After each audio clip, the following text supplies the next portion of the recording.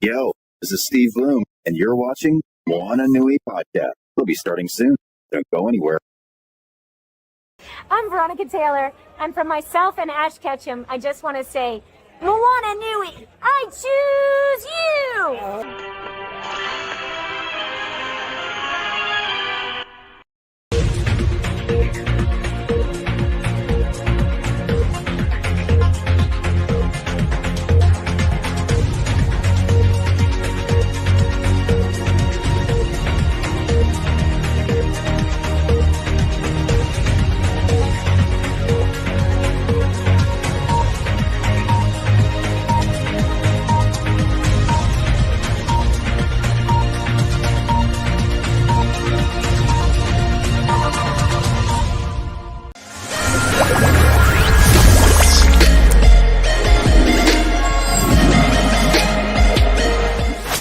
Aloha, everyone. Thank you for joining the Moana Nui Podcast. We're so excited for you to be joining us for our 8:30 p.m.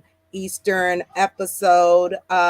You just finished, for those who tuned in at 7 p.m., you got to be part of our Dragon Con interview with Bill Mulligan. So if you missed it, definitely go to YouTube, Twitch, Twitter, or Facebook to watch that interview to kind of learn more about Bill and all the things he's doing within the movie industry and being a teacher too. But before we get into the episode, for those that are new to the Moana Nui Podcast, I am Dana, the other half of the Moana Nui Podcast. I am a event cosplay and con staff photographer for many cons like Dragon Con, MomoCon, and May Week in Atlanta. And you even see my pictures with DC Comics. I'm also a voice actor, event coordinator, and a whole lot more. But of course, I have to hand it over to the Renaissance woman of our time, the yin to my yang, this gorgeous creature who started this podcast, the lovely, the beautiful Moana. Y'all, Dana always knows how to put a smile on my face at the end of a crazy work week. It's good to be back. Welcome, everybody, back to the Moana Nui Podcast, now here on the Agents of Geekdom. We're really excited to have our new partnership with our friends over there at Freestyle Comics. But my name is Moana McAdams. I am the founder and host of the Moana Nui Podcast. I'm also a children's book author for The Adventures of Nakoa and Nohea. We actually have a Kickstarter coming up in just a little over a week, so we're really excited about that. We'll share some links later on. And then I'm also an editor and publisher for our comic book series, The Wildcard Chronicles, here at Burning Spear Comics. And of course, I'm just a champion and lover of our geek community as well as our POC community, and really creating those spaces for us to talk about the fun things we love and just why we love them. So I'm excited to have these wonderful ladies on tonight in partnership with Dragon Con. Really excited that we're able to get you guys on the show and spend a little bit more time with you and get to know you all better. So I'll hand it back over to Dana to do our introductions, and then we'll jump right in. All right. Well, right before we get the introduction, we have 3 announcements we want to provide you. As Moana mentioned, coming soon will be her next children's book, number 3 in the children's book series for Nakoa and Nohea children's book series. So we want you to click the link on Kickstarter to notify you when the Kickstarter goes live. We have the link to the Kickstarter in the comment section, so please go there, click on the notify button, and you can know when it launches and be part of getting the next book to the series. Or if you missed the other 2, being able to get the other 2 books with the 3rd one also. And yes, Thanks, definitely Karen. congratulations on the new book, definitely. And then another friend of the Moana Nui Podcast, Malachi Bailey, who is another author, is going to be releasing his comic version of her with Wingless Comics. His Kickstarter will be starting shortly also. So definitely go to that link and click the notify button, and so you can be notified when that Kickstarter goes live. Because here at the Moana Nui Podcast, we want you to definitely support our indie creators out there, because you all asked for some diversity and some great content. Well, it's out there, so definitely support it. And last but not least, if you are in the Atlanta area this weekend, come out to Challengers Games and Comics on Saturday, October 1st from 1 p.m. to 4 p.m. to meet and greet our very own guest of the podcast, David Crownson, a writer and creator of Harriet Tubman Demon Slayer comic book series. You can even get your copies of the comics signed there too. So definitely show up, be a part of that, and definitely meet and greet with David, and definitely get your comics autographed. But yes, so I was very excited to hear about that news. But of course, let us introduce our guest. Tara Lynne of Geek Saga Entertainment LLC is an author, event planner, fandom and geek culture expert, and public speaker.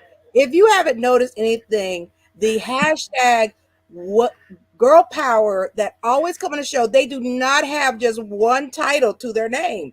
That's right. Another one. They founded Ice and Fire Con, the first ever con of Ice and Fire / Game of Thrones convention in the United States. So you Game of Thrones fans, there's a con for you out there. But Tara's also, like I mentioned, they have also founded the Geek Saga website and / podcast, and the genre lit webcast and podcast Saga and Sass.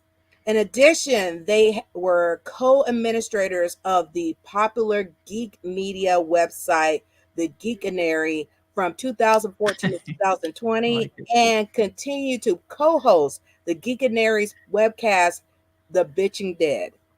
And in 2018, they definitely showed their acting chops, being part of the Game of Thrones different musicals they had as part of Ice and Fire Con. And but most recent, of course, Tara has spoke about geek culture at San Diego Comic Con, C2E2, MegaCon, of course, just most recently Dragon Con, Ohio State University, TEDx Sarasota, and much, much more. And let me bring to the front Tara Lynne. Welcome, Tara. I feel like I don't even need to say anything. You've literally described everything I did. Thank you guys for the great introduction. I'm honestly over here like I'm looking at all these links in the chat, just like waiting to click on them as soon as we're done here. So very, very excited to hear about everything you guys are doing. I did obviously follow you guys across Twitter and everything, but here I am thinking, oh, it's a cool little podcast, like fun people, yay, Dragon Con, love it. And you guys have so much going on yourselves. So I'm really excited to be here and talk to you guys. And we've got my BFF / another organizer, I guess, of Ice and Fire Con who's going to join us in a minute. So yeah, I'm really excited. Thank you guys for inviting us on. Well, thank you for definitely coming on. Of course, Tara knows, like, if you've never been to Dragon Con is you're literally going into the belly of the beast, just like after its name. And literally, if one of the hotels, which is the Marriott, it literally looks like the inside portion when you look up, looks like you're inside the belly of a dragon, literally. I love it. But of course, when you're pressed, you get the opportunity to request different guests that you would like to interview, and you wait to get approved. And of course, we got approved to interview Tara. But the crazy one thing that is like the biggest no, and I don't know why it was done, is never schedule anything during the parade on Saturday. The parade shuts down downtown Atlanta, everything. And poor Tara was stuck trying to get to where we were, and I, of course, told them, "Don't worry, we will reschedule." Oh, I actually think that might have been someone else. I was for Sunday. Oh, that's right. Yeah, You were the I was for one. Sunday. Okay. And yeah, and honestly, my schedule at DragonCon, I was supposed to do, I think, 8 or 9 panels / activities, and I only That's a ended lot. up doing 7 They had or 8. you with the conflict. Yeah. So I was like, here is the 3 minimal times I'm available. I'm so sorry.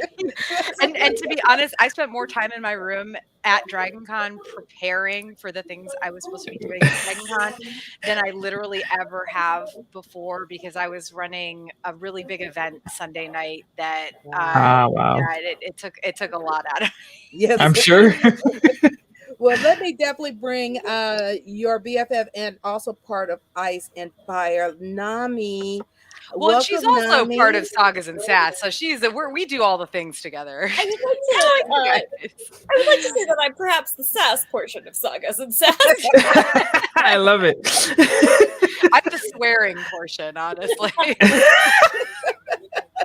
I'm the one who makes like terrible puns for most of it, and then like I'll have like one quotable line like every episode, and it'll be like, "Dang, Nami, where you go?" But yeah, hi, I'm Nami Sparrow. My qualifications include being Tara's BFF. But actually, so Tara and I, we do Sagas and Sass podcast together, and that's one of the big reasons I'm here, because love that show. It's the reason I started reading again. And we're also I'm also on the Small Council, which is like our like organizational body for Ice Fire Con, which is Nice. a fun joke from the actual series if you are a Game of Thrones person. I'm also a cosplayer myself, and I am also doing historical costuming, and one of the other things I do in a lot of my communities is diversity and inclusion work. So I do that for some events that I have been a part of, and I usually will also do panels and stuff at anime conventions, because I do love to talk. Also, just Harriet Tubman Demon Slayer. Can we talk? Like, Yes. Check it out. They what? How many issues are out already, Moana? Isn't it? I 4, maybe 5. I just googled it immediately. I was like, I cannot forget this. This sounds amazing. You know it has to be good when Barack Obama will follow you on Twitter. Oh my god. Goals? The author is actually followed by Barack Obama. I was like, wow. You've done it. Yes, that's the win. On the one hand, goals, but on the other hand, my Twitter content varies so horrifically that I do not know that I want anybody to follow me. My father follows me on Twitter, and it's a problem because like sometimes it'll be like normal things, and then other times it's like thirst traps and Hey, you like somebody with balance. You want a little bit of everything. Follow Nami. You like the unexpected. Are you one of those that spend the $20 for the little surprise boxes that you don't know what's inside, but you just like the surprise element of it? Follow Nami. She is like your all together prize box, unknown. You know you got a treasure right there. $20 right there. Dana. That's right. That's right. I love it. Once again, both of you, thank you for being on the show. And of course, on the Moana Nui podcast, when someone's here for the first time, we like to start the show off with the Pico or your origin story. So I'd like both of you to kind of tell us a little bit about yourself and where you are from. So Tara, we'll have you kick it off. So I'm originally from Connecticut. I currently spend part of my time in South Carolina and part in Southern California. I actually got married last year to somebody who has 2 kids. I never wanted children, but thankfully they are grown. 21 and nearly 16 now. So nice. I got to take on the kids after all the hard work had been done. They both live with us full time out here in California when I'm here. So yeah, I do. gosh, origin story. I mean, if we're talking about geek origin story, I obviously have been in this seat my entire life. I just hid it for most of my life. I was that kid in high school who was reading the Star Wars EU books hidden in my notebook during biology class, and then as I got older, I had a relationship in my late teens and early 20s, like during college and just after, where my significant other at the time was like, this is stuff that children are into. You need to get rid of all of your Star Wars EU books. And I regret that so much because so many of them were like first edition books that aren't no. but that relationship ended, and very soon after that I was like, wait a minute, I like this stuff and I'm just gonna have fun with it. So I really got into I joined a bunch of message boards because this is back in the day. I'm old, FYI. This is back in the day. So I joined a bunch of message boards, wrote some fanfic, just got really into, I had been really into like Star Wars, Lord of the Rings, eventually got really into Song of Ice and Fire, which then Game of Thrones aired. And actually it was at Dragon Con 2012, which was my first Dragon Con and also only my second convention ever. So anybody who has been to Dragon Con to understand that the first convention I went to one day, a Sunday, not even a Saturday, of Star Wars Celebration 5 in Orlando. Oh boy. 2010. That was my first convention. And then 2 years later, I went to Dragon Con, and it was like this whole world had opened for me, right? A whole new world. So you literally could have been a whole Disney princess, like do a whole little song going to Dragon Con. And that's actually a good idea. Someone should write that filk. So I went and I somehow, I don't even remember how, because it's been 10 years now, I found out ahead of time. I think I was on the Dragon Con website and was looking at the fan tracks, a bunch of their pages and stuff, because this was before any of them really were super big into using Facebook or anything like that. But one of them, the American Sci-Fi Fantasy Media track, had a panelist application just on their page for their track on the Dragon Con website. And I was like, I looked at it, saw the things that were listed, and was like, oh, Game of Thrones, I can do that. And I, applied to be a panelist. And this person who I had experience in acting and being in front of people and stuff, but I had never spoken on a fan panel or anything like that before. They said, hey, yes, you can be on this panel. So my very first Dragon Con was also my very first time as a panelist, and it has just escalated from there.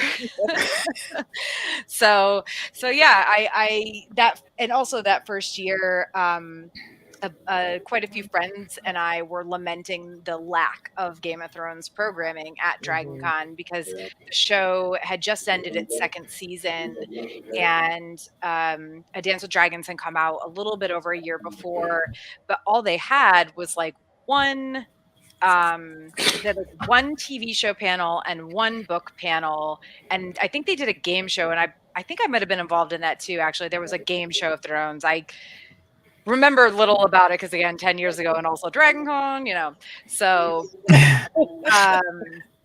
so yeah, some friends and I, we did like a Game of Thrones photo shoot, and we did a little Game of Thrones gathering in like a hotel room that one of them, like a nice hotel room that one of them had. And after the fact, we were like, why don't we just like make our own Game of Thrones convention? So 3 of us got together and found a castle in Ohio, and then less than a month after Dragon Con 2012, we had a website, we had a venue, we had tickets for sale. Don't ask me how this happened, because now after Dragon Con happens, I need like a month and a half Right. rest. I don't get that, but I need it. So yeah, it was Dragon Con that kind of gave birth to Ice and Fire Con even happening. So nice. And what about you, Nami? So I am also a nerd. Wow, great job, Nami. 11 out of 10 words. But it's actually funny because a lot, like my nerdy interests were like nurtured by my father. So one of my earliest memories is like my dad and I watched like all the Star Wars movies together, all the Lord of the Rings movies together. I remember I was young when the third Star Wars movie came out, so not the original 3, but the prequel trilogy. So Okay. when the third one came out, I distinctly remember this day because my little sister had gotten grounded, so it was just me and my dad going to see the movie in theaters together, and I just remember being like very smug and very happy because I was like, it's me and my dad, and we're having nerd time, and my little sister was like never into like nerdy stuff like we were, although I will say, she accidentally got me into anime because we used to watch Yu-Gi-Oh! Together, and she purchased Yu-Gi-Oh! Cards from Target so we could duel together. Did I perhaps make up the rules so I always won? Yes. Do I why she might not be a nerd? Maybe. My right as an older sister, though, so I stand by it. But so, because of my dad, I got into a lot of nerdy stuff. And then I was always a nerdy kid, so, like, I kept doing nerdy stuff. And then in middle school, I got, like, my lasting group of friends. And they were all, like, very much anime nerds. Except, like, this was, like, the days of Toonami. So it wasn't like we knew what anime was. It was like, yes, we like the Naruto and the Bleach. Except my group, we didn't like One Piece because we thought One Piece was silly. And joke's on me now because I literally have a tattoo from One Piece. Turns out it was the realest of all of them. But basically, I started reading manga through that, like, and through that friend group. And in 8th grade, one of our friends had gone to an anime convention, and he came back the next day. He's like, "Guys, there were people there who were dressed as Naruto and Sasuke, and we have to go." And I was like, "Yes, we're going next year." And the next year, I made the most terrible Kurenai Yuhi costume from Naruto. This costume was made with terrible sewing. It was decorations were put on it with Sharpie. The sleeve didn't work like a sleeve. It did not fit to the point that there was just a triangle of empty flesh right here under the armpit. And I wore it anyway. I was so happy. And like, I got the bug. We were the children at the convention with like one of our mothers just like staring suspiciously at all the adults while we were at the con. And like, I've just never gone back, or rather I have gone back many times. Yes. I tell people, once you get that true con experience, you just can't get enough. And then there's such variations of different cons all over. And then it seems like every year I hear about a new con, and I'm like, oh gosh, okay, what is this one? When is that? Okay, how does that align? Do I have enough time that I could go between these cons? And it's just like, yeah, it's not enough time for all these cons that are out here. Oh man, the worst thing about being an adult with a full-time job is that now that I can afford to go to all the cons, I do not have the PTO to go to all exactly. So Mega Millions, Disney, HBO, any of y'all want to sponsor us? Hello, hi, I do funny voices. We take sponsorships. I will say, I think you guys are all in the realm that I was in from like 2013 to 2017, where maybe 2018, 2017, 2013 to 2017, I was like all cons all the time. And now I'm kind of like, nope, I've got Dragon Con, I've got Ice and Fire Con. If I'm in California, I might go to San Diego for the weekend, but I got it out of my system after a few years. It gets really exhausting and pricey. Yes, it does. That's once again, I said sponsors. Anybody want to sponsor? Right. Cost? We all 4 of us would be happy to speak on panels. Yes. Cover content for you, Disney. For you, I will HBO. cosplay characters from your original content. That's right. all for a lovely price of like covering our missed time from work and travel and covering all our expenses. It's a real good deal. I can eat a lot, but I could eat less for you. Hey, look, they spend more, getting some of the celebrities places. So It's so true. Given the four of us, we're probably not even a part of some of the guests that they try to get at some of these events. So we could be like the cost of Robert Downey Jr.'s pointer finger. Yes. And then, you get to know us and you're like, where have you been all of our lives? All my like, life. That's right. Here. Exactly. Well, of course, Tara, of course, as I read in your bio, you established Geek Saga Entertainment LLC, and of course, having multiple podcasts, webcasts, along with doing public speaking.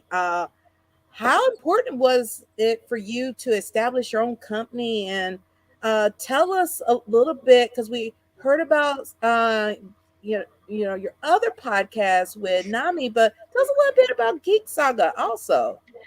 Well, so I actually had an event planning company, and that it still exists as an LLC because Ice and Fire Con still exists. But I actually am like in that I need to get my stuff together and fold things under the Geek Saga Entertainment umbrella, because I started the event planning company in 2016 when a friend and I decided that we wanted to branch out from only doing Ice and Fire Con, and we wanted to do another convention. We founded and organized Beach City Con, which was a Steven Universe convention.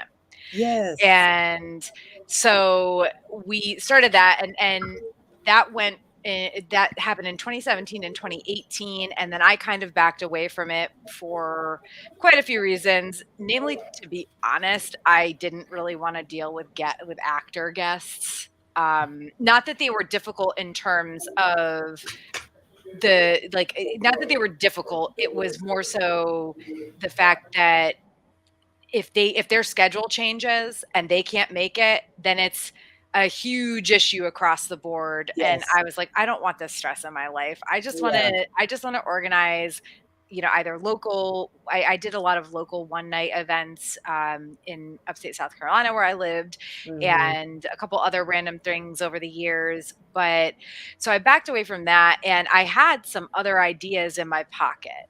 Actually, our Sagas and Sass webcast and podcast is covering the Red Rising series right now. And one of the things I was talking with some other Red Rising fans about was a Red Rising convention. It's a sci-fi sort of like space opera book series by Pierce Brown. Amazing. Love it. Like second favorite book series of all time, probably. Maybe first. I don't know. It's I vacillate, honestly. Exactly. But then honestly, the pandemic happened and I said, nope, I'm done. I don't want to do this anymore. Dealing with canceling events and the fallback that came from that, while the vast majority of people were supportive, it's still very stressful on all levels to have to cancel your event and deal even with a couple people that are mad about it.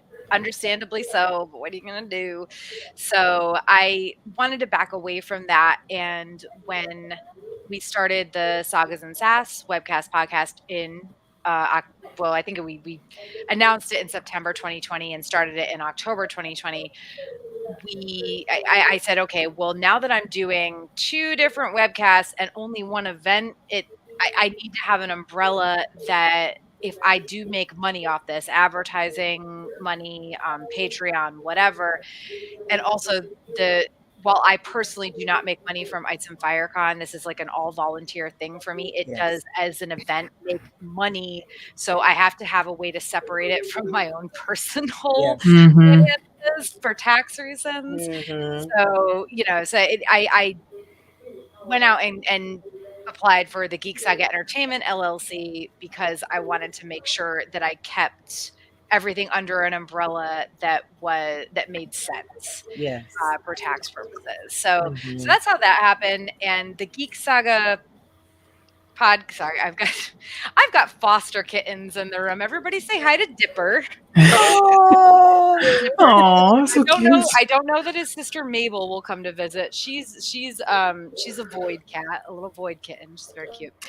But so I don't know that, or the Geek Saga podcast. I've been doing that for a long time. I think my first episode with that was, I don't know, early 2017. okay. But for the longest time, it was just kind of a random episode here and there. And then I would take recordings of the panels that I was on and do very minimal editing, like kind of play with the sound as much as I could, edit out long pauses between audience questions, that sort of thing, and throw it into a podcast episode and put it up on on Spotify, on my website, which therefore went to Spotify and a couple other places, for people who couldn't go to the conventions. And I've I hate myself for doing it, but now that I have been doing it for so long, I actually take if you listen to our first season Sagas and Sass podcast only episodes, I did nothing. I took the sound from our live webcast, plopped it in between an intro, like in between intro and outro music, and just put it up there. Now I actually spend hours editing these things, which is like, I don't know why I do this to myself. Don't do it. A lot of the reason ever do it, Tara has to edit it is because they'll write up these amazing funny summaries for all of our books, and then me and our two other co-hosts will go to read it, and then we can't speak the English language. No, Tara's just summaries taking the least amount of time. It is me being super picky about editing as many likes, and oh yeah, no, don't get in that business. That's me. Yep, it's me. Oh, it's everybody. It's everybody.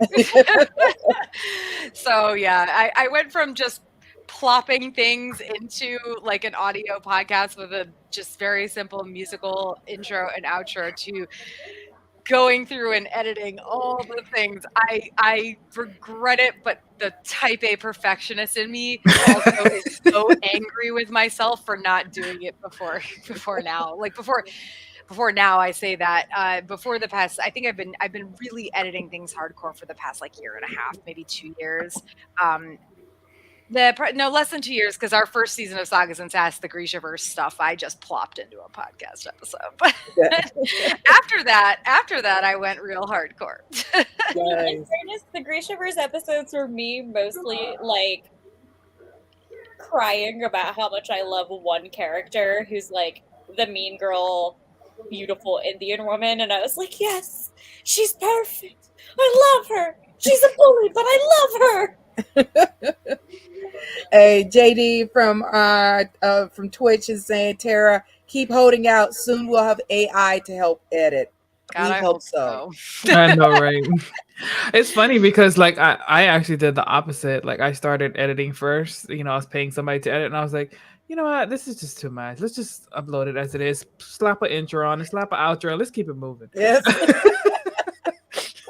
Yeah, I think it's funny because I do YouTube, so that involves a little more editing stuff, but also I ramble on just audio form and webcasts and stuff like this, but when it comes to YouTube, I tend to do that thing where I'm if you don't say it in 5 seconds, you gotta move on and you gotta say something else, or there's just the sewing that I do is just I'll try to film it and it'll be so out of focus that it's just me in the background going, and here's me doing a thing, but it's too blurry, so sorry guys, something's happening here. That is the beauty of technology and everything else. You just have to roll with the punches of everything. Yes, for sure. Yes. Well, Nami, of course, Tara told us a little how Fire and Ice kind of got its start, and of course, Tara mentioned that you're part of the Fire and Ice Council. What made you decide to be part of the Fire and Ice Con, and give us your perspective of the con for those that's never been, that may be interested? So I met Tara through a mutual friend, I want to say, God, 6 years ago? somewhere I think it around was there. Dragon Con 2016. Yeah. Yeah, so 6 years ago, at Dragon Con, I was like introduced to Tara as like, this is another Game of Thrones person. They host a Game of Thrones convention. Isn't that cool? And I was like, yeah, that's cool. We're all drunk and wearing bunny suits. Let's hang out. And so, like, after that convention, we, like, actually, like, became Facebook friends, and then it was like, wow, like, this con looks really, really great. Like, I would love to go. And, like, I was already a Game of Thrones person at this point. Like, I was, like, you know, knee-deep in the show. My dad and I watched Game of Thrones together. In retrospect, that was probably really awkward because there was a lot of sex scenes, but, like, we both had gotten really good at, like, poker facing it and, like, not addressing that, but, like, just also being able to watch Game of Thrones together. It's a very, very special skill we have. But so I was already knee deep into Game of Thrones and I loved the books and like I'd already like read the whole series and stuff. And then when I heard about this con, I was like, oh my God, yeah, I would love to do stuff like this with the con. And then turns out though that the con was in April and I just wasn't able to make it for a few years just because of like existence being a thing that was in conflict with other things. I don't remember what I was doing in 2016. I think it was being severely depressed, but you know, it happens. But but over those 2 years, Tara and I just became better friends, and like we kept hanging out at Dragon Con, and then like we became friends and like actually talked outside of con, and then like eventually when I actually got to go to Dragon Con, it was like going to a con that was run by my friends, that was just all of my friends in one place, and it was me showing up drunk like, hello my friends, and they were like, hello my friend, and then it was like, shall we drink of the beer and make fun of Targaryens? And yeah, it was just a really, really fun time. And it's like Dragon Con and energy and vibes and like that party atmosphere, but like also it has like genuine like cool Game of Thrones content for like people who are really, really into the books and into the shows. And like it's really great because like we have everything, like all types of content. Like one of the things that so a panel that I was on this year actually that was hosted by one of my friends. So my friend goes by Birdie D Cosplay, and she's like an amazing Sansa cosplayer, and we did a panel called Women and Agency in A Song of Ice and Fire. So we basically went through and talked about all the female characters that we could think of and like how they had agency, or in many cases didn't have agency within the show and within the books. And it was really, really cool. And like I've also previously hosted panels there about like costuming and like getting into costuming and stuff and all of that, and how to hand dye silk if you're feeling particularly reckless and masochistic, because I have done that and I will never do that again. But yeah, basically it ended up being like this thing that like I went to a place that that like the people there had become my family. And obviously I don't know every person at the con, but it's a pretty tiny convention, so like I do know like a good chunk of people, and like they became like some of my closest friends. And then you know, as time went on, I realized that like in every other space that I have been in, I have entered that space sort of as an outsider, and I've had to make my own space. I haven't normally come into a geek space and had a friend who was in a position of power already helping me find belonging, which is what Tara did for me in this convention and in the Game of Thrones space. But in all other spaces, I was the one going, hey, give me a seat. Give me a seat now. Also give other people seats. And so I realized that like nobody was doing that for this convention. So I was like, you know what? Hey, I have to be that advocate. I have to be that person who's like, you know what? We need more inclusivity and leadership, and we need more like, we want just more like POC at the convention, because I know there's so many like amazing Game of Thrones fans, but they stay away from the fandom because it can be pretty toxic. And you know, I want to like make sure people know that like this is a fun, good portion of the fandom that you can come hang out with. And like, what is it? We have like a saying there that it's like you found your family here. Like, I think our official house words, the Ice and Fire Council house words, are no matter the house, your home. Yes. I like it. No matter your house, gosh, wow, I can't remember my own house words for my own. But it's either no matter. I think it's no matter the house, your home. So it basically is saying no matter what house you identify with in Song of Ice and Fire, Game of Thrones, Ice and Fire Con is your home. Nobody's going to judge you. Nice. I like it. I like that. Yeah. Let me duck off for a second because I'm getting low battery, and by duck off I mean lean and grab. Exactly. We've all had those moments. While you're doing that, the fact that y'all brought up about like a lot of times a lot of the fandoms can be very toxic, aka keyboard warriors. But especially we're seeing a lot of it with the new series on HBO for the House of Dragons. And of course, you know, because they're hearing those voices of the more diverse looks, because I think someone was, when they were complaining about some of the characters, and they were like, hey, here's a piece from the actual book that says this character looks like this. So why, you know, kind of aspect. But with Fire and Ice, will you be bringing in that world of House of the Dragons for next year's con? Oh, I mean, for sure. Like, because to be honest, without any Game of Thrones since 2019, and without any books since 2011, and God knows, I mean, I guess, okay, so that's not entirely true. We had World of Ice and Fire in 2014, and we had Fire and Blood in 2017 or whatever it was.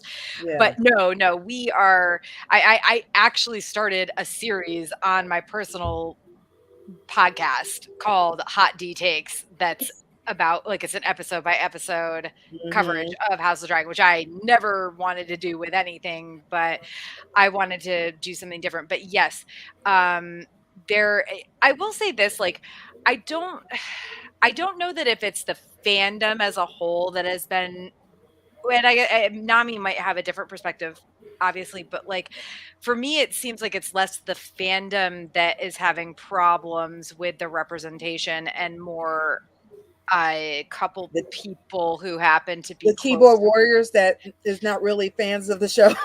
Yeah, I've seen some minimal things from fans, and then and to be honest, I try to stay out of the online fandom for Game of Thrones and Song of Ice and Fire personally, because I am too much of, because I have this position of leadership in this convention, right?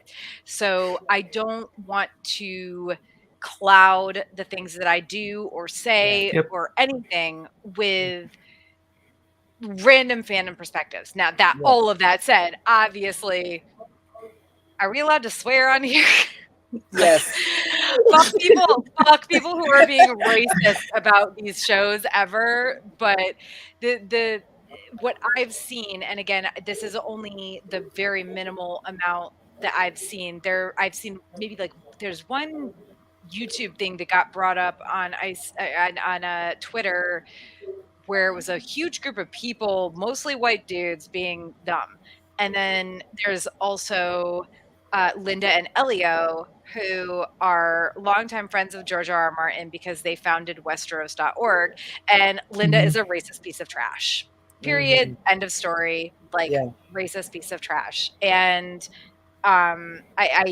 so while my fandom interaction in the online spaces is kind of limited, I at least know where the major backlash is coming from. And I think a lot of it is people being upset with George R.R. Martin, who himself is, you know, proclaims himself to be anti-war, anti-racist, etc., but still involves himself with these people to the point of working with them directly on texts that are being published. And, you know, that's problematic. I mean, is anything going to change with that? I don't know. I kind of doubt it at this point, sadly. But hey, maybe I'll be proven wrong. I hope so. Yeah. Yeah, I think, you know, for me, it's always been like, anytime and I'm sure Dana and Moana, you get this, but anytime there's a visible brown character in a previously all-white piece of geek media, suddenly all the racists come out of the woodwork to be like, "What accuracy? That character brown? How could a Tolkien elf have melanin? What do you mean? This hobbit is brown. Team Arundel, come on now. Black elves don't exist," and all these people, and it's like you don't actually care, or like you're masking your caringness of this fandom in racism. And frankly, like I don't have the energy for you, but like you see it all the time, and I think one of the biggest things that happened is like, you know, and I'm sure you two are aware, like you can always tell like the kind of person that like genuinely is coming in here with these shitty arguments because they are a nerd, and then there's a person who's like a racist and is just masking their nonsense with this fake nerd bullshit. And my favorite is to go up to the real nerds and be like, "Hey, you like seeing yourself in Lord of the Rings, right?" And they're like, "Yeah, of course." And I'm like, "Well, I like seeing myself in Lord of the Rings too." And they're like, "Well, yeah, of course." And I'm like, "But I can't see myself in it. I'm just the evil people with the elephants. Like, I also want to be an elf." And they're like, "Oh shit, yeah, you should also be an elf." Yeah. Granted, I'm a hobbit. I'm going to be honest. I am a hobbit. I know it. Yes. But like, I love this. But like, it was the same thing, and like, you know, like I frankly am like oversaturated with Star Wars content at this point, and I can't believe I'm saying this. And like every single time something new comes out, I'm like, "Oh my god, I'm 7 episodes behind on the current season of blah blah Star Wars blah." Baby Yoda, did I even finish the first season of The Mandalorian? How dare. Right. But I still remember, like, you know, when Rey... Yes, bring him out, yes. The first, like, yes, so cute. I have that one too. When Rey became the first, like, female live-action Jedi to be on screen, when Leia was confirmed to have Jedi abilities on screen, when Finn comes in being black and awesome and really hot, and he's got his full asshole lightsaber, and I'm just like, heck yes. And then it was also great because all the racists came out of the woodwork, so they're like, hey, this isn't accurate. We're like, here cool. too. Get out of my fandom. Bye. You immediately know who your friends aren't. Really, in a way, I love it, because it's like every single time one of these people show their butts, I'm like, I don't have to deal with you anymore. Thanks, get out of my fandom. Bye. It's safer for me to cosplay around people in person now, because you, a danger, are gone. And like the same thing is happening with Game of Thrones now. And like, in a weird way, like, so the whole Targaryen dynasty in Game of Thrones is very like blood purity driven, because like having Valyrian blood means you can like be a dragon rider. So you know, naturally the grossest parts of our society who like to pretend they care about nerd things, or the gross nerds, have decided that, like, you know, Targaryens are a symbol of blood purity. And I'm just like, ha, screw you, because they cast a lovely, lovely, handsome black man as Targaryen. And literally the entire Valerian family is the most attractive. They're the most attractive people in the entire show. Like every single one of them.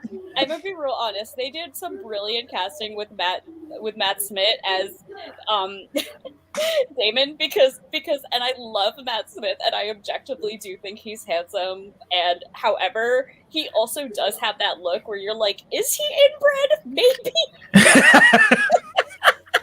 which is a horrible thing to say. He's inbred in the way that all English actors, British actors, are inbred. Like, they're just all in the same 10 things. He did play Prince Philip in The Crown, so he did. Also, apparently, like people, who was it? One of the younger. I think it was the Meghan Markle's husband, not. Oh yes, Prince Harry dresses him as grandfather, which is kind of hilarious. But that aside, I can go on another rant about the royal family. Yikes! But seriously, when you have Nami on a webcast, the rants will be beyond. We've got to give her a special segment. Yeah, but basically, you know, like I'm so glad because like now I got my canon brown Targaryens and I'm so Valerians, sorry, but I'm so excited to cosplay Lena because she's our hero and I love her so much and she's my favorite. And also there will definitely be House of Dragon stuff at Ice and Fire Con, because even if it won't be official, it will be me unofficially running around as Lena with a full House of the Dragons cosplay group. Do we have a person dressing as the wife of Daemon that he murders after she's being on screen in 5 minutes? Is one of my friends making that whole ass armor? Well, I will say this. So we do musicals, as you mentioned at the very beginning at Ice and Fire Con. So we are reprising Six. It's a parody. It's a parody Game of Thrones Song of Ice and Fire musical with the music from Six, right? It's called Queens the Musical. We did it this year at Ice and Fire Con. We are reprising it, hopefully bigger and better next year. Now that said, this year our opening song was about House Frey, and it featured a song from the Book of Mormon. So it was a totally different musical, totally different. But next year we will hopefully, if I can get my shit together with my friend who is willing to help me write it, and my other friends who wrote Six, who wrote Queens, the Game of Thrones Song of Ice and Fire parody lyrics for the Six music. If I can get all of us together, my goal is to have a Targaryen version of Welcome to House Madrigal from Encanto. Oh. And we already have in Queens, the person who plays Daenerys is a person of color, actually. So would be super easy for us to just boop all the people of color because it makes stupid sense. It makes really good sense to just have well, and honestly, even if it didn't, who the fuck cares? It's fantasy, right? Exactly. That's kind of my thing. Like when they cast his name as Corlys Velaryon, as Steve Toussaint, when they cast him as Corlys Velaryon, and I saw the pictures, I was just like, yep, that's my dude. That's the richest, smartest dude in Westeros during Fire and Blood. I'm down. Just like looking at it. Amazing. Perfect. So he looks like he would kick your ass, and he looks like he would have all your gold, and he looks like he would love his wife. And that is what Corlys Velaryon does. He's awesome. And has beautiful children. That too. Cannot forget that. Oh my god. My favoriteest thing that I saw was that, the random, like, TV show accuracy, I hate it. But for legitimate reasons. That isn't about race, people. But they just want to be angry about, like, something not being accurate. Those people, you know what I mean. But my favorite was somebody was like, why did they even bother to replace Laener's actor for this, like, last time? Like, he doesn't actually look that much older. And I was like, guys, you know the rule. Black doesn't crack. That's right. And also, like, if you're an unproblematic white person, you won't age. But somebody please explain Crispin Cole to me then, because that doesn't make sense.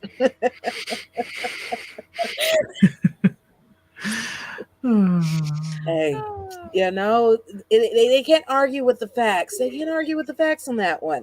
That's right. I actually love this idea from JD. Somebody actually needs to make this like as a little YouTube video for real of like, he says, I would love to log on to YouTube and see a video of D&D fans writing against GOT fans at a convention, turf war. You can even get the Lord of the Rings fans also. It could be a three-way thing, It could be like the Jets versus, you gotta have a West Side Story kind of vibe. So here's my question. Does he mean George R.R. Martin fans versus GOT fans? Or does he mean Benioff, like D&D as in Benioff and Weiss fans versus fans of the show who are angry? Because that's where I'm questioning.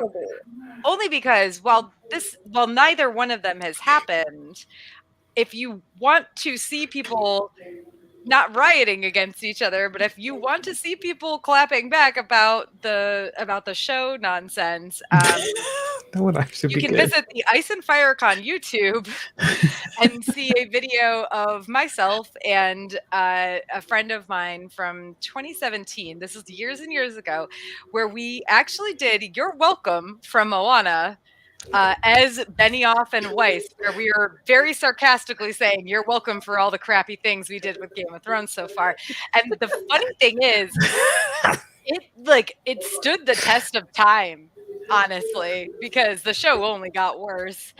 And then if you go to the Westeros Musicals YouTube account, Queens is literally a love letter to the fandom that claps back about how shitty the show was, especially in the end. The Daenerys song is basically an entire ode to how bad Daenerys' storyline was. Yes, thank you. Yeah, those last couple seasons. Yes. Yep. Honestly, once they trashed Dorne, I checked out. Yeah. Like, House Martell and gosh, Dorne are my favorites. And I was like, you know what? Listen, I'm checking out.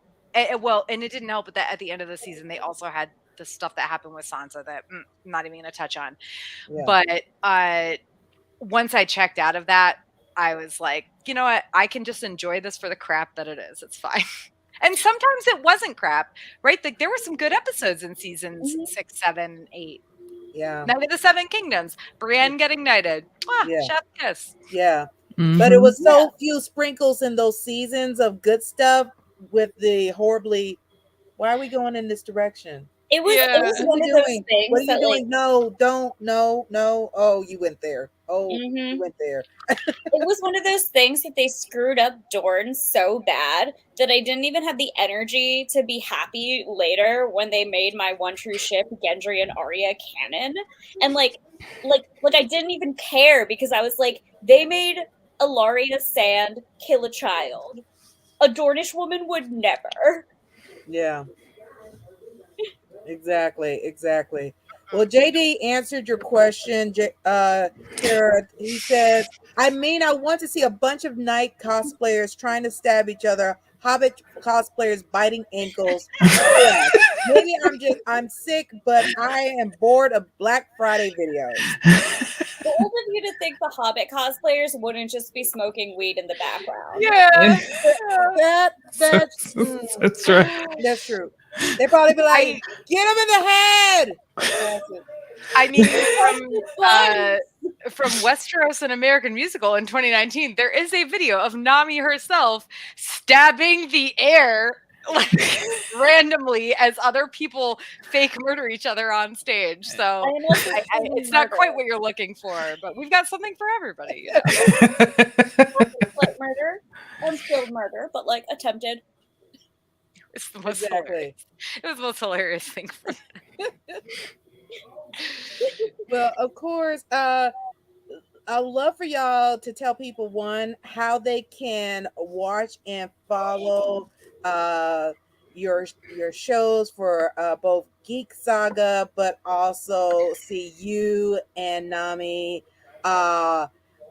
live on the webcast for your podcast together of Sagas and Sass, and then of course how they can keep up with everything with Ice and Fire Con and where they can register at.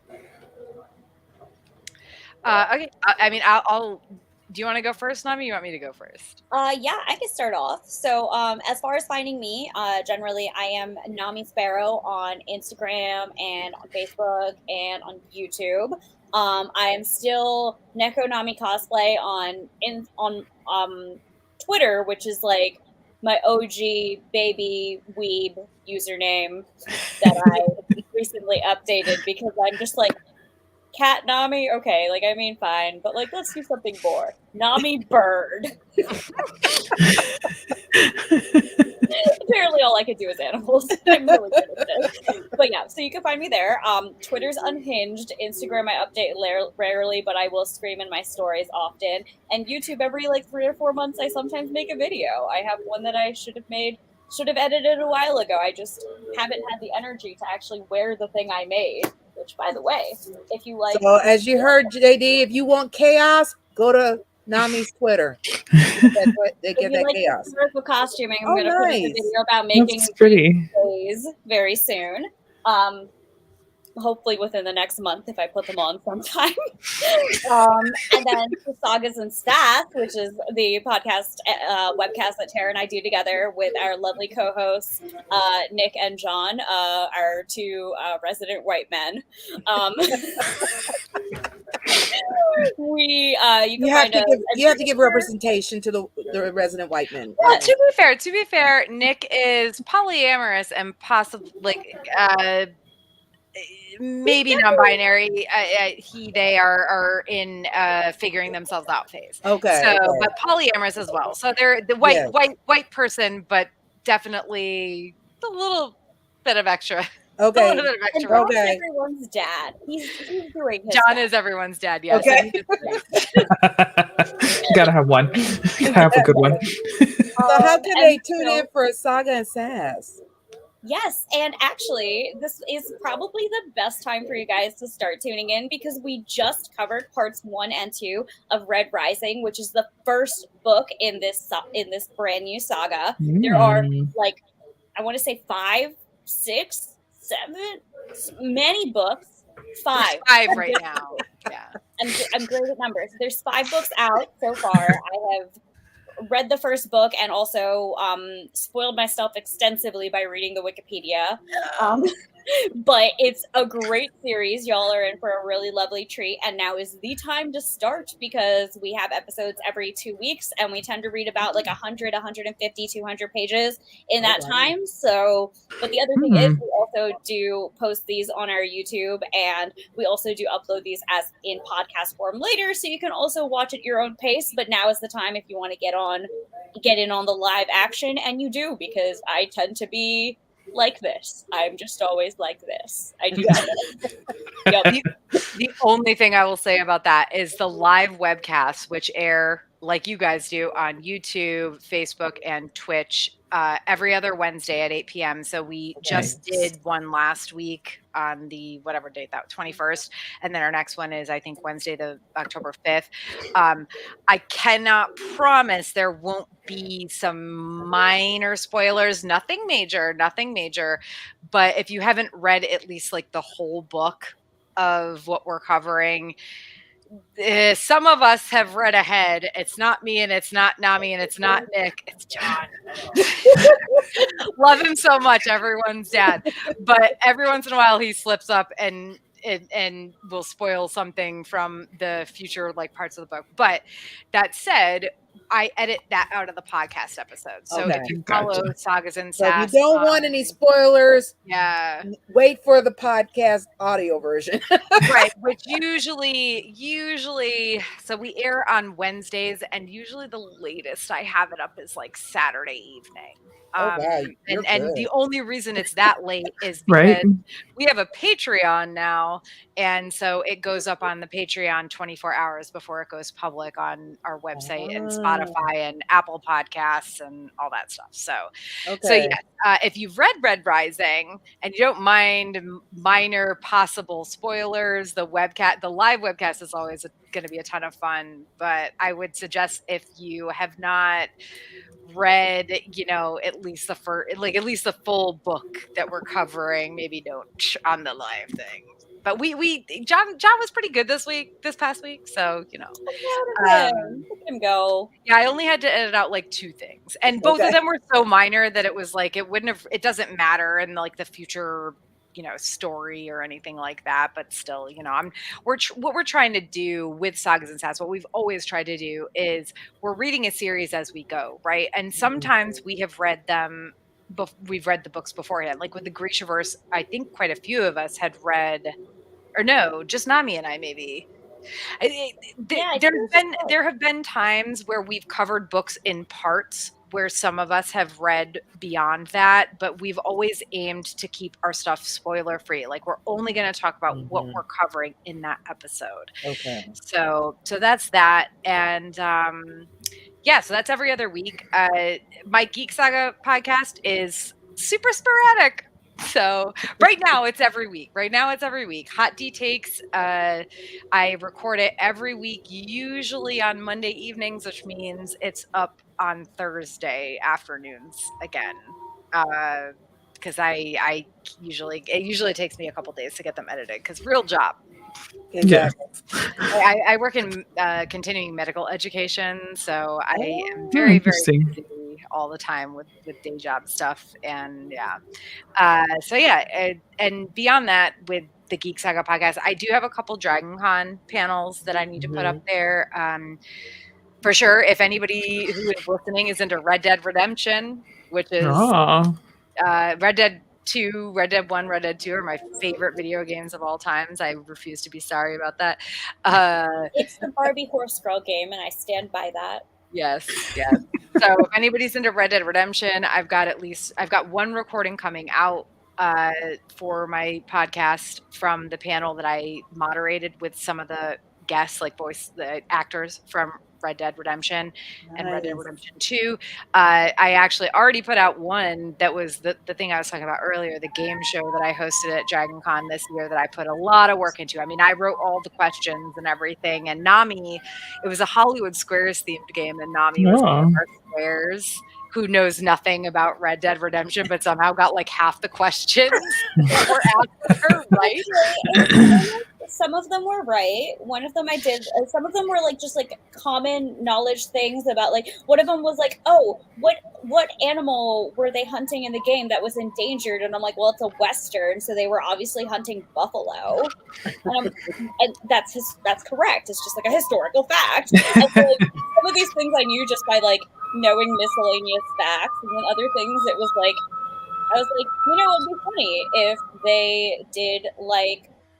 If they bought like 3 rounds of drinks, then turns out the correct answer was 3 rounds of drinks. And then another time it was just like questions referencing things that the actors had said that was funny. And I have a good memory. So I was like, oh, he said mangoes this one time. So mangoes is the correct answer. It's honestly, it's like an hour long. And it's, if anybody likes Red Dead Redemption who listens to this, it's a very interesting, because we also had it was 3 actors, because they did mocap, so they're actors, not just voice actors. They were actors. Rob Wheathoff, who's John Marston, Benjamin Byron Davis, who is Dutch Vanderland, and Roger Clark, who is Arthur Morgan. And then we also had Mark Meir, voice of Commander Shepard from Mass Effect, and we had like a video game developer named Allison Carrier, and a lore master is what he called himself from Blizzard, Sean Copeland, and another voice actor, Greg, whose last name is escaping me right now. But so basically it's a bunch of guests from Dragon Con on this panel, some of whom obviously know Red Dead Redemption because they were on it or played it, and some of them who didn't at all. And it's a really funny, like, just stupidly it's Hollywood Squares, so the point is to either lie and give a fake answer or give a correct answer and hope that the person who chose you is gonna guess correctly and get their X or O. That's already up on my webcast. There's a couple other there's a couple other Dragon Con things coming out, but other than that, it's just my House of the Dragon thing every week, which I mean, I'll be honest, there's dick jokes because we're called Hot D Takes. So we rate things on a scale of 1 to 10 Targaryen eyebrows, because sometimes we fill our ratings in when and where we please, just like the Targaryens do with their eyebrows in the show. That's true. So, yeah, that's my, and then and Ice and Fire Con, of course. iceandfirecon.com, our website. Okay. You can also find us at Ice and Firecon on Instagram, Facebook, and Twitter. Our Twitter isn't super to be honest, none of our social media is super active right now because I am in the midst of revamping a whole bunch of stuff. We have changed some leadership things as well, like brought Nami in pretty recently, brought another good friend of mine, Becca, in a little bit earlier this year. We have 2 small council roles that we're looking to fill right now. So yeah, we're kind of in the midst of revamp, rehaul, whatever, but social media might not be super active, but it's happening April 27th through the 30th next year at Deer Creek Lodge in Mount Sterling, Ohio. It is not a fancy place. It is a lodge about 45 minutes from the Columbus, Ohio airport. We do not run shuttles or anything like that, but we do offer we have like our Discord and our Facebook group where people will be looking for ride shares and stuff like that.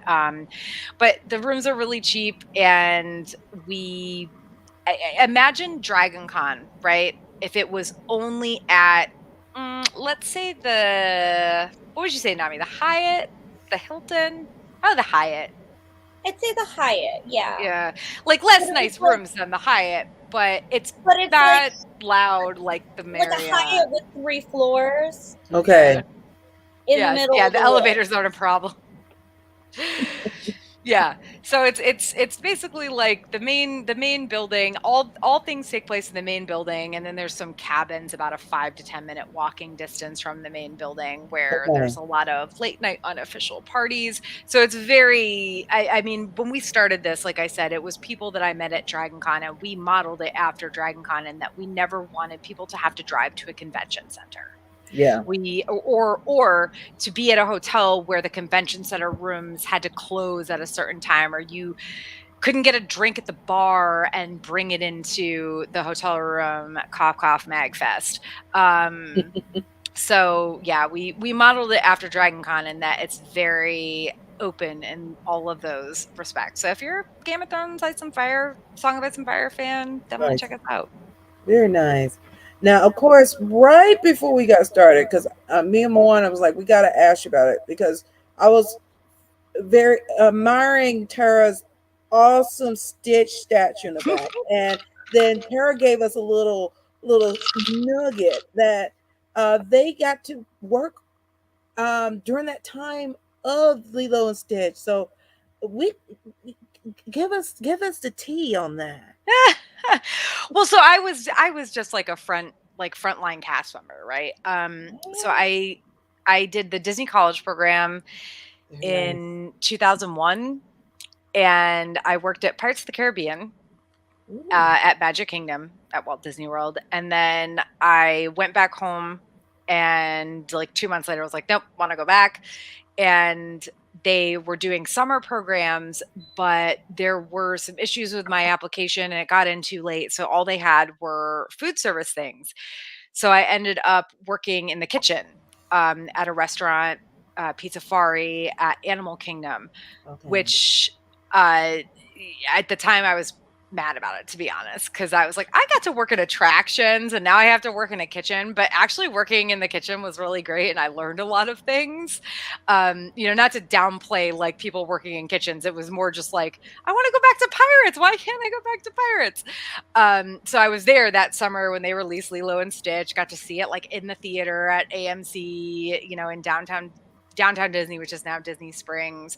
Obviously fell in love with the movie, adopted 2 cats about a year later and named them Lilo and Stitch. And I did actually continue going back to Disney and working at the restaurant, mostly doing like prep chef stuff from during college breaks and everything, from 2003 to like 2005. And then in 2006, I moved down there and was a restaurant manager for a while. So I was a restaurant manager at Hollywood Studios and like quick service foods. And we had charge of like 13 locations. And yeah, so I haven't worked there since late 2006, but it got to the point where I was like my sisters are having kids, and I'm only 20. God, how old was I at the time? 23, maybe 24. I think I was 23.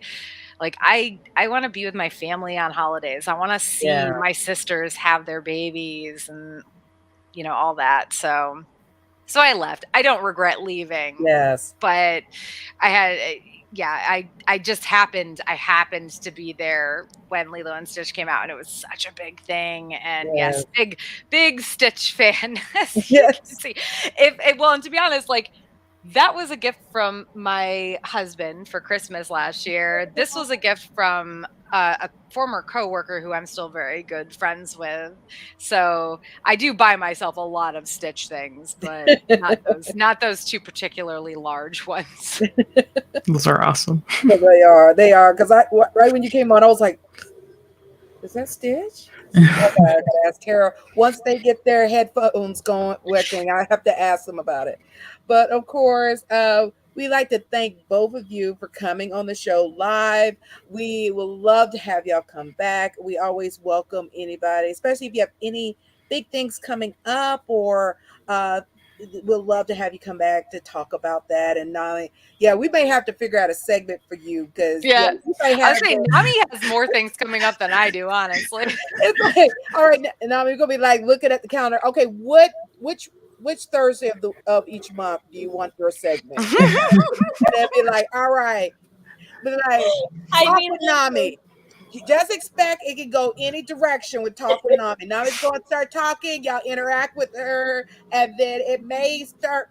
We may like have the map go like this, and then we come back, or we may just end up, at Pluto. We don't know. It's not the loveliness of it. It's less a train of thought, more like a deranged squirrel of thought. He's a squirrel. Oh, that's awesome. So definitely, we, of course, thank everybody. And of course, make sure go to Fire and Ice Con website so you can get your tickets for next April's con, so you can be part of that, be in that energy. And of course, if you haven't gone to Dragon Con, tickets are on sale for 2023 already. It's $110 right now. The price just went up a little bit.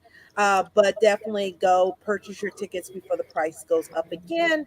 And definitely, Dragon Con is definitely something you have to experience, and it's a big beast, but it's definitely memorable because every hotel is very different. That goes on there. Every building is different, and the parade is always memorable because that thing takes up all downtown Atlanta, and it's a lot.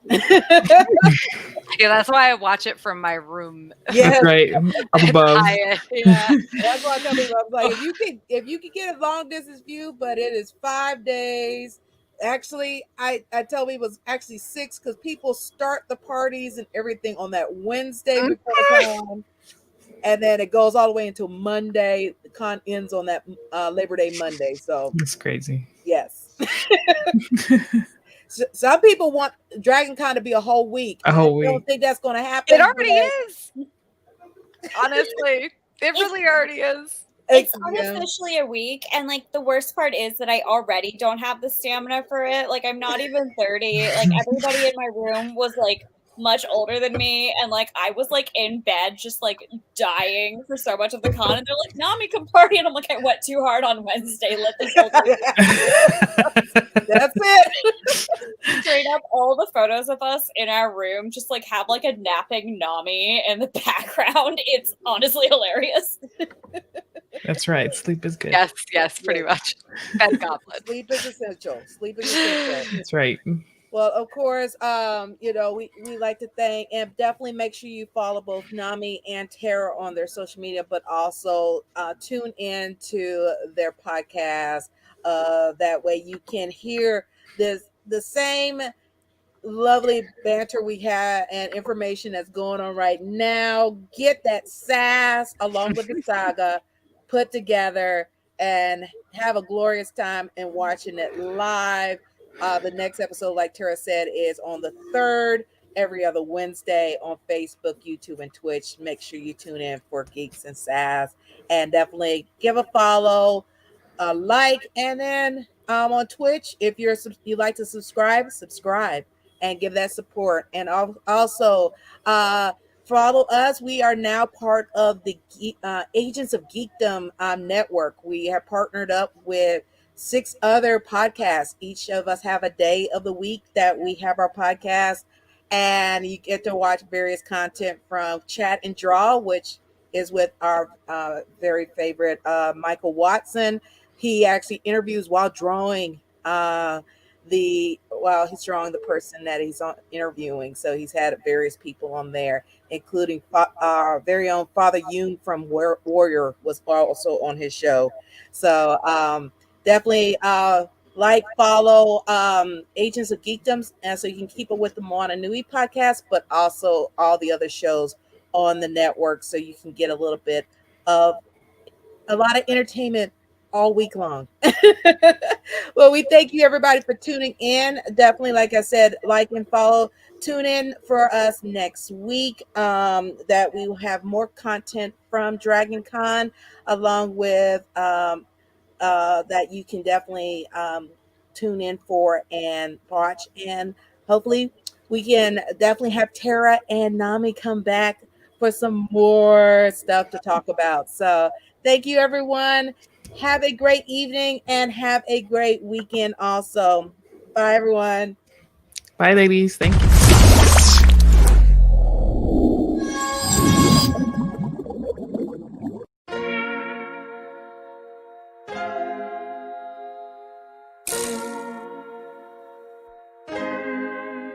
So many stories left to tell, even if we have to ourselves. Can't keep history on the shelf. If we won't tell it, we will. If this the land of the free, it was a freedom then, when they annexed Hawaii and called it Cedar Lands, without any type of payment and no signing off. Called themselves the Republic in 1894.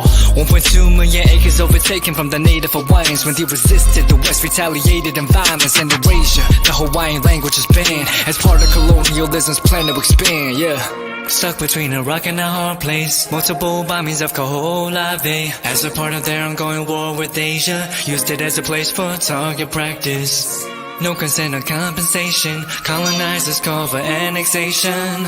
No regard for all the locals. School will never let you know. So many stories left to tell, even if we have to ourselves. Can't keep history on the shelf. If we won't tell it, we will. Too many stories left to tell, even if we have to ourselves. Can't keep history on the shelf. If we won't tell it, we will. We will. So if we put Hawaii into perspective, well, Black and Asian history is interconnected. Considering the fight with the Pacific, then of course, versus Asia, they was treated as a middleman for war, but didn't let the Western colorism run its course, cause dark skin was a sign of dignity to core. The land was taken in the name of capitalism, when prior to it was an actual kingdom. Clap back at the system. Stuck between a rock and a hard place. Multiple bombings of Kaho'olawe as a part of their ongoing war with Asia. Used it as a place for target practice. No consent or compensation. Colonizers call for annexation.